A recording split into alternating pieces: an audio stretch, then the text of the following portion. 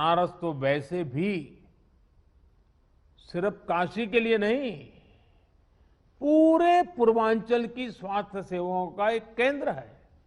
बिहार के भी कुछ हिस्से के लोग काशी पर डिपेंडेंट होते हैं। ऑक्सीजन की सप्लाई को बढ़ाने के लिए ऑक्सीजन प्लांट शुरू किए गए, कई नए ऑक्सीजन प्लांट भी लगाए गए। बनारस समेत पूर्वांचल में नए वेंटिलेटर्स और ऑक्सीजन कॉन्सेंट्रेटर्स की भी व्यवस्था की गई। साथियों, बनारस ने जिस स्पीड से इतने कम समय में ऑक्सीजन और आईसीयू बेड्स की संख्या कई गुना बढ़ाई है, जिस तरह से इतनी जल्दी पंडित राजन मिश्र कोविड अस्पताल को सक्रिय किया है, ये भी अपने आप में एक उदाहरण है।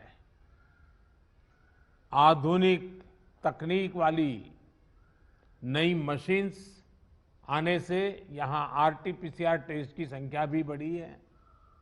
मुझे बताया गया है कि बनारस का इंटीग्रेटेड कोविड कमांड सेंटर भी बहुत व्यवस्थित तरीके से काम कर रहा है।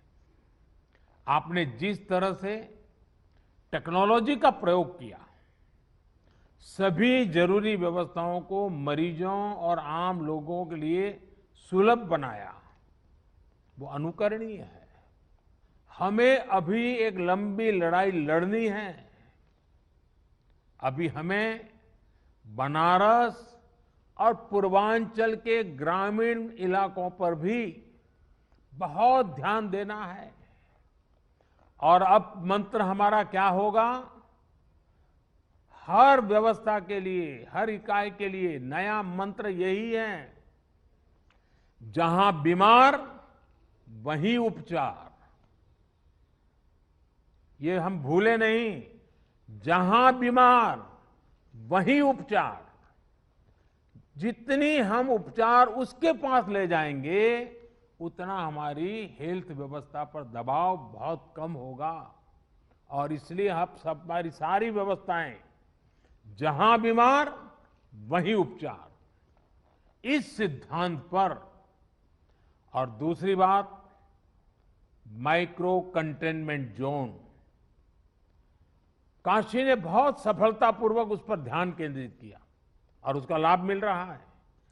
माइक्रो कंटेनमेंट जोन बनाकर जिस तरह आप शहर एवं गांवों में घर घर दवाएं बांट रहे हैं, आपने मेडिकल की किट पहुंचाई है गांव के लोगों तक, ये बहुत अच्छी पहल है। इस अभियान को ग्रामीण इलाकों में जितना हो सके उतना व्यापक करना है। डॉक्टर्स, लैब्स और ई मार्केटिंग कंपनियों को एक साथ जोड़ करके काशी कवच नाम से टेली मेडिसिन की सुविधा की, ये भी काशी का बहुत इनोवेटिव प्रयोग है। इसका लाभ गांव-गांव में लोगों को मिले, इसके लिए विशेष जागरूकता अभियान भी चलाना चाहिए। कोविड के खिलाफ गांवों में चल रही लड़ाई में हमारी आशा वर्कर और एएनएम बहनों की भी भूमिका बहुत अहम है। मैं चाहूंगा कि इनकी क्षमता और अनुभव का भी ज्यादा से ज्यादा लाभ लिया जाए। साथियों, सेकंड वेव में हमने वैक्सीन की सुरक्षा को भी देखा है। वैक्सीन की सुरक्षा के चलते काफी हद तक हमारे फ्रंटलाइन वर्कर्स सुनिश्चित रहकर लोगों की सेवा कर पाए। यही सुरक्षा कवच आने वाले समय में हर व्यक्ति तक पहुंचेगा। हमें अपनी बारी आने पर वैक्सीन जरूर लगवानी है। कोरोना के खिलाफ हमारी लड़ाई जैसे एक सामूहिक अभियान बन गई है, वैसी ही वैक्सीनेशन को भी हमें सामूहिक जिम्मेदारी बनाना है। साथियों, जब प्रयासों में संवेदनशीलता हो, सेवा की भावना हो, लोगों की तकलीफों का एहसास हो, साइंस लेड अप्रोच हो, तो जमीन पर किया गया काम नजर भी आता है। मुझे याद है, पूर्वांचल में पहले किस तरह बच्चों में दिमागी बुखार वाली बीमारी का कहर था। दिमागी बुखार से हर वर्ष हजारों बच्चों की दुखद मृत्यु हो जाती थी, अनगिनत। और आपको याद होगा, आज हमारे योगी जी जो मुख्यमंत्री जी हैं, वे जब पहले सांसद थे, पार्लियामेंट में इन बच्चों की जिंदगी को जिस प्रकार से बच्चों की मृत्यु एक के बाद होती रहती थी, वो फूट फूट करके पार्लियामेंट में रोए थे। उस समय की सरकारों से वो याचना करते थे कि इन बच्चों को बचाइए, कुछ व्यवस्था कीजिए, रो पड़ते थे वो। हजारों बच्चे मरते थे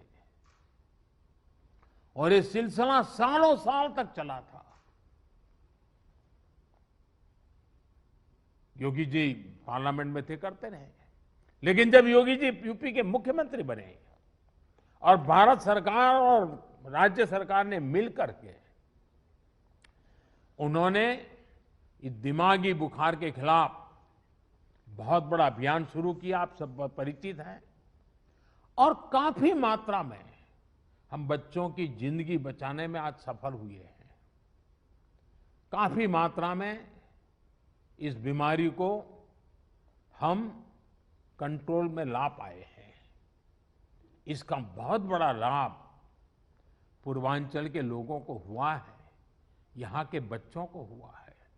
ये उदाहरण हमें दिखाता है कि इसी तरह की संवेदनशीलता, सतर्कता के साथ हमें लगातार काम करते रहना है। हमें याद रखना है कि हमारी लड़ाई एक अदृश्य और रूप बदलने वाले एक धूर्त किस्म के दुश्मन के खिलाफ है। इस लड़ाई में हमें कोरोना से अपने बच्चों को भी बचाकर रखना है, उनके लिए भी विशेष तैयारी करनी है। साथियों, हमारी इस लड़ाई में अभी इन दिनों ब्लैक फंगस की एक और नई चुनौती भी सामने आई है। इससे निपटने के लिए जरूरी सावधानी और व्यवस्था पर ध्यान देना जरूरी है।